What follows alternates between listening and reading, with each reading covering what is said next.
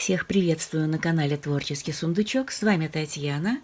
У меня есть небольшой отрезок шторной ткани розового цвета. Мне захотелось его скомбинировать с джинсами. Джинсы различных оттенков и в сочетании с розовым цветом дают различный эффект. Мне захотелось сыграть на контрасте не только цвета, но и фактуры. Шторная ткань достаточно плотная, и тем не менее она тоньше самой тонкой джинсы. Решила, что буду использовать самые темные джинсы, и из всех джинсов они самые тонкие. По шаблону со сторонами 18 на 18 вырезала по 2 квадрата из розовой ткани и 2 квадрата из джинсовой ткани.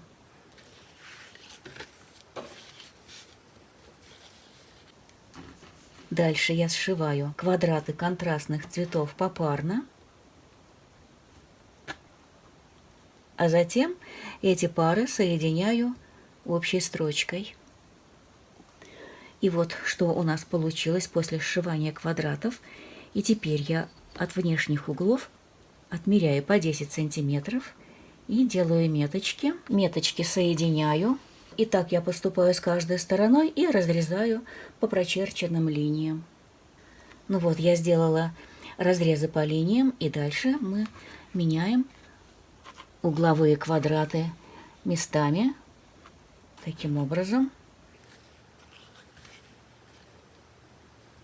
И центральный квадрат, состоящий из 4 маленьких квадратов, разворачиваем вот таким образом. И дальше мы просто сшиваем эти квадраты.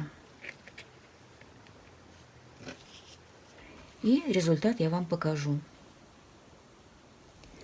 И вот готовый блок я обшила полосками из распоротых джинсовых швов, используя потертости как декоративный элемент.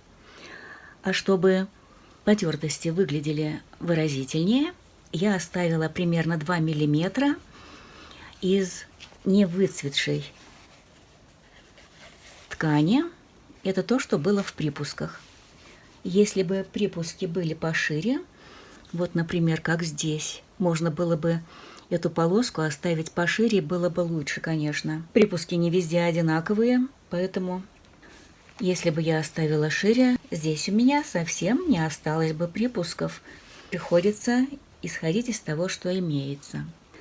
Ну а дальше, чтобы заготовка получилась нужного размера, я нарезала из шторной ткани вот такие полоски шириной 7 сантиметров. И следующим этапом я их пришью по сторонам.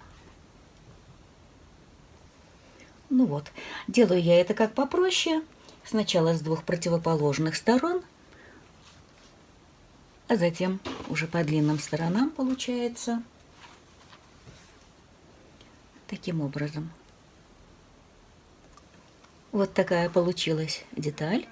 И теперь я хочу ее простегать. Для стежки я приготовила вот такую подложку. На ненужную ткань я положила тонкий слой синтепона, сотку. Синтепона я ее разделила еще на 2 слоя. И этого тонкого слоя хватит для того, чтобы сгладить разницу в толщине тканей.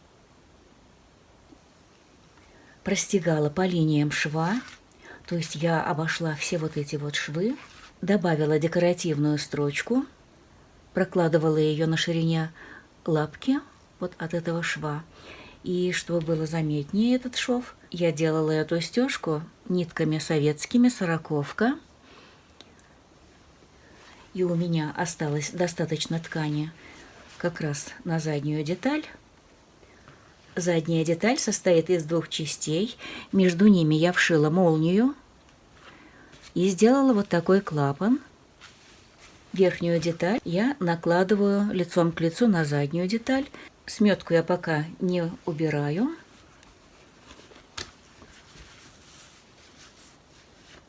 Теперь сострачиваю по периметру. Перед тем, как соединить детали по контуру, не забываем оставить молнию приоткрытой. Нам еще предстоит выворачивать изделие на лицевую сторону. Припуски я обработала бейкой из вуали. Ширина бейки 3,5 сантиметра. Мне нравятся бейки из органзы. Обработанные припуски получаются тонкие, ну и аккуратные. Ну а теперь выворачиваем наши изделия. Открываем молнию до конца. Ну вот я вывернула. Убираем наживульку. Я вложила подушечку. И вот что у нас получилось. Мы поженили старые некрасивые джинсы и новую шторную ткань с атласным переплетением. Нашли применение распоротым джинсовым швам и применили декоративную строчку. И вот так она выглядит с обратной стороны.